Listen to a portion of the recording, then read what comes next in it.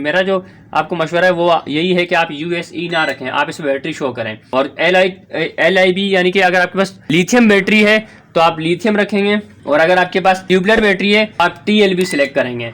Number 6 पर हमसे ये पूछ रहा है LTD देना है या फिर LTE, हमने इसको LTD पर रखना है। और नंबर 7 पर भी आप बाय डिफॉल्ट रखेंगे, ये भी इसका अपना इन्वर्टर की सेटिंग का ही है। नंबर 9 पे ही हमसे फ्रीक्वेंसी मांग रहा है, फ्रीक्वेंसी यानी कि 50 गीगाहर्ट्ज या 60 गीगाहर्ट्ज, तो हम इस पर रखेंगे 50 गीगाहर्ट्ज जो इसकी अपनी सेटिंग होती है। और नेक्स्ट ऑप्शन में ये हमसे पूछ रहा है कि कितना करंट आप देंगे, यानी कि 230 देंगे, 240 देंगे या फिर 220। इसमें 3 ऑप्शन है, 220, 230 या 240, तो हम इस पे 230 ही रखेंगे। नेक्स्ट जो ऑप्शन है 11 नंबर का ऑप्शन, ये भी हमसे करंट का पूछ रहा है।